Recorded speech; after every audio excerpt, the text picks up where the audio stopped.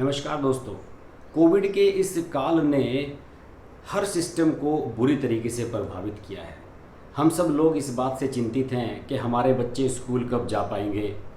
हम लोग जो रूटीन में अपने दफ्तर जाते थे उस तरीके से अपने दफ्तर में कब जा पाएंगे, और कब सब कुछ मार्केट, बाज़ार, सिनेमा सब कुछ व्यवस्थित तरीके से खुल पाएंगे।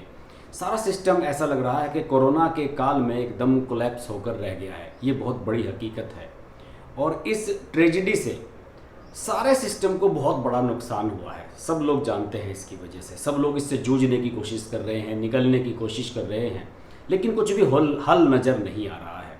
और इसका प्रभाव अब हमारे जनप्रतिनिधि सिस्टम पर भी नज़र आने लगा है। वो किस तरीके से?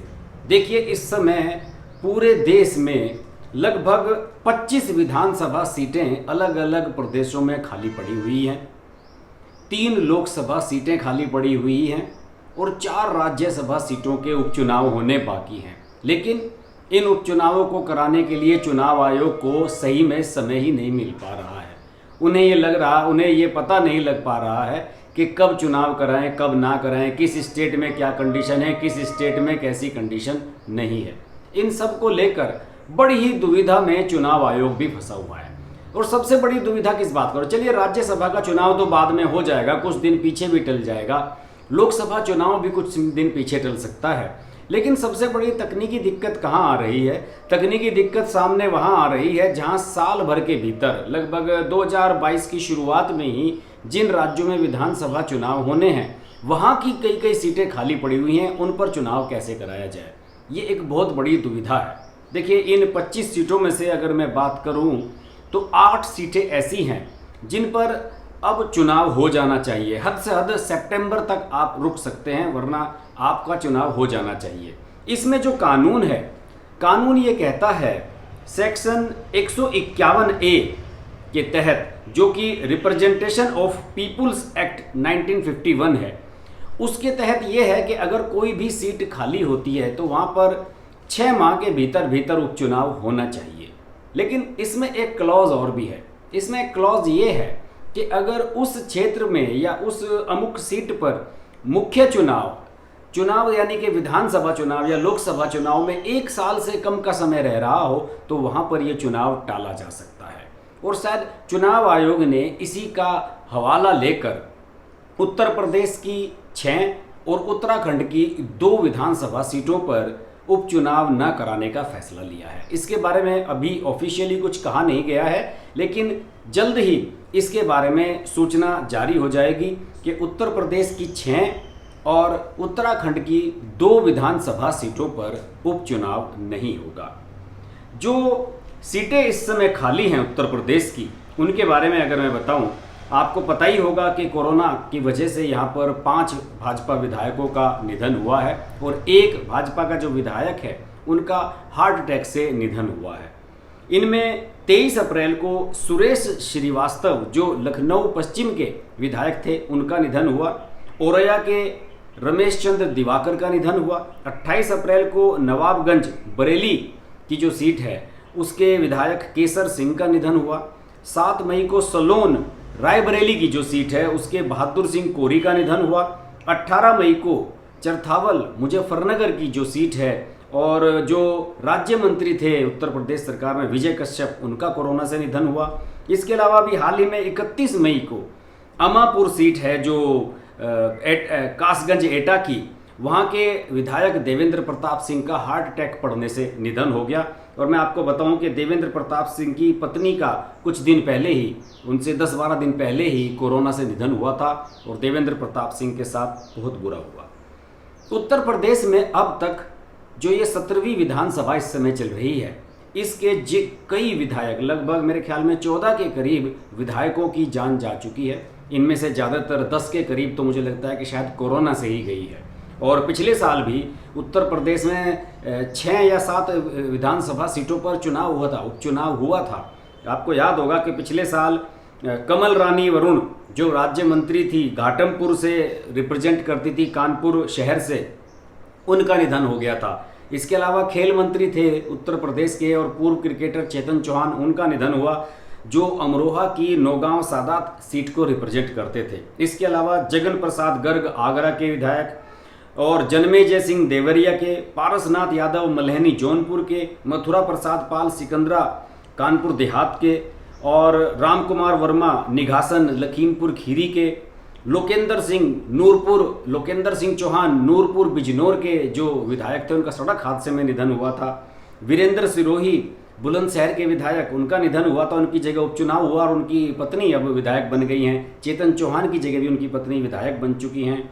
और बाकी का मैंने आपको अभी बताया ही है जिन विधायकों का अभी हाल ही में निधन हुआ है। तो 17वीं विधानसभा बड़ी अनलकी भी एक तरह से रही है उत्तर प्रदेश के विधायकों के लिए। ये शायद पहला मौका होगा कि इस तरीके से इतनी भारी संख्या में विधायकों का यहाँ पर निधन हुआ हो। इसके अलावा कई और भी चुनौतियाँ हैं चुनाव आयोग के समक्ष। देखिए, जो इस समय स्थिति है, उत्तर प्रदेश की एक सीट भी लंबे समय से खाली चल रही है, 1 साल से भी ज़्यादा उसे खाली हो गया है, और वो है रामपुर जिले की स्वार विधानसभा सीट, जहां से अब्दुल्ला आजम विधायक हैं, आजम खां के बेटे। आप सबको पता होगा कि अपना फर्जी जन्म प्रमाण पत्र देने के कारण उनका ये जो विधायकी थी ये चली गई थी दिसंबर 2019 में, और पूरा साल गुजर चुका है, अब तक वहाँ उपचुनाव नहीं हुआ है, और अब वहाँ भी उपचुनाव ना कराने का फैसला चुनाव आयोग ने किया है। अब्दुल्ला आजम और उनके पिता आजम खां अभी भी जेल में हैं, सज़ा काट रहे हैं, और उनकी जमानत नहीं हो रही है। उनकी माँ, अब्दुल्ला आजम की माँ जो रामपुर की विधायक हैं, उनको जमानत मिल गई थी। तो ये सब हालात हैं। इसके अलावा उत्तराखंड की अगर मैं बात करूँ तो उत्तराखंड की 2 विधानसभा सीटें अभी हाल ही में खाली हुई। गंगोत्री के विधायक, बीजेपी विधायक गोपाल सिंह रावत का निधन हो गया 23 अप्रैल को, और हल्द्वानी से इंदिरा हरदेस जो कि कांग्रेस की बड़ी नेता थी, जून 13 को उनका निधन हो गया, 13 जून को उनका निधन हो गया। और इस तरह से 2 सीटें यहाँ की भी खाली हैं, लेकिन टेक्निकली यहाँ चुनाव नहीं हो सकता। मार्च 2022 में चुनाव ड्यू है उत्तराखंड विधानसभा का, और मुझे भी ऐसा लग रहा है कि वैसे तो उत्तर प्रदेश की विधानसभा का गठन मई 2022 तक होना है, लेकिन मुझे लगता है कि मार्च अप्रैल में ही चुनाव यहाँ भी होंगे, यानी कि उत्तराखंड और उत्तर प्रदेश के चुनाव लगभग आसपास ही होने हैं। तो इसी वजह से चुनाव आयोग ने ये फैसला किया है कि इन 8 सीटों पर चुनाव न कराया जाए। यहाँ एक बहुत बड़ी चैलेंज है कि उत्तराखंड के जो नए अभी चीफ मिनिस्टर बने हैं तीरथ सिंह रावत, वो अभी तक सांसद हैं और विधायक नहीं बने हैं। उन्हें विधायक बनना है, वो विधायक कैसे बनेंगे, ये भी एक बहुत बड़ा सवाल है। ये बहुत एक टेक्निकल फंडा जाने वाला है, और मुझे लग रहा है कि 6 महीने के बाद कहीं तीरथ सिंह रावत को इस्तीफा न देना पड़ जाए। तो इस तरीके से टेक्निकल कई दिक्कतें सामने आ रही हैं। और लोकसभा की अगर सीटों की बात करूं तो लोकसभा की सीट दादर नगर हवेली जो यूनियन टेरिटरी है वो खाली पड़ी है। वहाँ के सांसद ने मुंबई के एक होटल में आत्महत्या कर ली थी पिछले दिनों, आपको याद होगा। खंडवा मध्य प्रदेश की सीट खाली पड़ी है, वहाँ के सांसद का निधन हुआ था। मंडी के सांसद जो थे बीजेपी के हिमाचल प्रदेश के, उन्होंने आत्महत्या कर ली थी। जो दिल्ली में सांसदों के आवास हैं उसमें आत्महत्या कर ली थी और बड़ा मामला बवाल हो गया था वहाँ पर, तो वो उसे भी ले। ये 3 सीटें भी खाली पड़ी हुई हैं। राज्यसभा की जो सीटें खाली हैं उन पर तो मैंने अलग से एक वीडियो बनाया हुआ है जिनका उपचुनाव ड्यू है। चलिए, राज्यसभा का उपचुनाव में तो पब्लिक का कोई इन्वॉल्वमेंट नहीं होता, वो चुनाव कभी भी कराया जा सकता है। इसके अलावा देश भर में तमाम विधानसभा सीटें खाली पड़ी हुई हैं। देखिए, हरियाणा की कालका और एलनाबाद विधानसभा सीट खाली हैं, लेकिन अभी हरियाणा में मुख्य चुनाव होने में, प्रदेश के जो चुनाव हैं उसे होने में काफ़ी साल बाकी हैं। तो हो सकता है कि यहाँ पर चुनाव करा लिए जाएँ 2022 की शुरुआत तक भी, तो यहाँ पर समय है। इसके अलावा राजस्थान की वल्लभनगर सीट खाली है, कर्नाटक की सिंदगी सीट खाली है, मेघालय की 2 सीटें खाली हैं, राजबाला और मावरेंग नेंग, और हिमाचल प्रदेश की फतेहपुर विधानसभा सीट खाली है, आंध्र प्रदेश की बड़वेल विधानसभा सीट खाली है। तो इस तरीके से यहाँ हालात इतने विकट हैं कि समझ में नहीं आ रहा चुनाव आयोग के कहाँ चुनाव कराएं कहाँ ना कराएं। बहरहाल अब स्थिति यही नज़र आ रही है कि फिलहाल उत्तर प्रदेश और उत्तराखंड की जो 8 विधानसभा सीटें हैं उन पर चुनाव न कराने का फैसला ले लिया गया है, और इस बारे में सरकार को भी अवगत करा दिया गया है कि यहाँ चुनाव कराना संभव नहीं है। कोविड को लेकर अभी भी उत्तर प्रदेश उत्तराखंड में हालात कठिन हैं, वैक्सीनेशन का काम चल रहा है। ऐसे में अगर यहाँ पर चुनाव प्रचार होगा या चुनाव क्या कार्यक्रम होगा तो यहाँ पर हालात बिगड़ सकते हैं। तो फिलहाल यही खबर है। बाकी जो उपचुनाव होने हैं उनके बारे में जैसे सूचना मिलेगी मैं आपको अवगत कराऊंगा। अगर आपको मेरे वीडियोज़ अच्छे लगते हैं तो उन्हें लाइक करें, शेयर करें, अपने कमेंट जरूर दें। और अगर मेरे चैनल के साथ आप लाइव जुड़ना चाहते हैं तो चैनल को सब्सक्राइब करने के साथ नोटिफिकेशन के लिए बेल आइकन प्रेस कर लें। और अगर आप मेरे चैनल की मेंबरशिप लेना चाहते हैं, व्हाट्सएप के माध्यम से मुझसे जुड़ना चाहते हैं, एक्सक्लूसिव वीडियोस देखना चाहते हैं, या फिर रोजाना जो रात को 10 बजे का हमारा शो होता है उसमें आप लाइव जुड़ना चाहते हैं तो आप मेरे चैनल की मेंबरशिप ले सकते हैं। उसका लिंक नीचे डिस्क्रिप्शन में दिया हुआ है। देखते रहिए हर्ष की बात लाइव। नमस्कार दोस्तों, मैं हूँ रवीना टंडन और आप देख रहे हैं हर्ष की बात। हर्ष जी एक बहुत ही सीनियर और बहुत ही समझदार जर्नलिस्ट हैं एंड मेरे मित्र भी हैं। तो बहुत खुशी है मुझे आपको बताने के लिए कि उनका ये जो YouTube चैनल है बहुत ही कामयाब है और उसके लिए मैं उनको बहुत मुबारकबाद देना चाहती हूँ। एंड एक चीज़ ज़रूर कहूँगी उनके लिए कि वो बहुत एक अच्छे इंसान भी हैं। इंसान होना बहुत ज़रूरी है लाइफ में, क्योंकि वो अपने आप अपनी लिखावट में आ जाता है।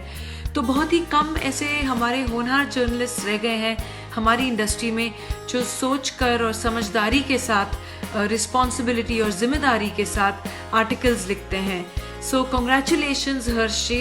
एंड आप लोग ज़रूर देखिए, लाइक कीजिए हर्ष की बात।